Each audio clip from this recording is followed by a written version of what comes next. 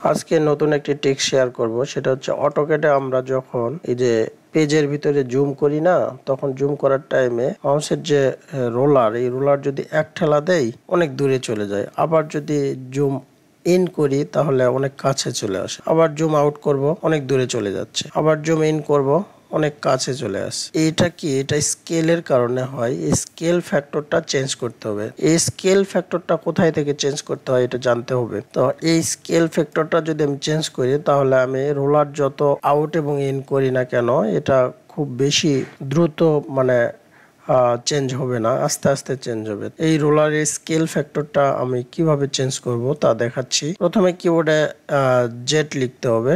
লিখলে আপনার একটা ইন্টারফেস আসবে, সেখানে জুম ফ্যাক্টর নামে একটি কমান্ড আছে, এই যে 2 নম্বরে জুম ফ্যাক্টর। এখানে ক্লিক করার পরে আপনি দেখেন inter new value of zoom factor. আগে ওল্ড ভ্যালু ছিল 60, আর 60 থাকার কারণে আপনার এটা জুম ভ্যালুটা ইন আউট খুব বেশি হচ্ছে, আর একটু রোলার চাপ দিলেই বেশি আউট হচ্ছে, বেশি ইন হচ্ছে। তো এটা যদি আমরা 3 করে দিই, ইন্টার মারি, তাহলে দেখেন জুম ফ্যাক্টরটা খুব বেশি হচ্ছে না। আপনি আস্তে আস্তে জুম ফ্যাক্টরটা চেঞ্জ করতে পারতেছেন। যতই রোলার ঘোরান না কেন 3 মিলির বেশি জুম হচ্ছে না। তাহলে আমরা মাঝে মাঝে এই প্রবলেমে পড়ি। এই প্রবলেম সলভ করার জন্য এই জুম ফ্যাক্টর কমান্ডটি অবশ্যই দরকার।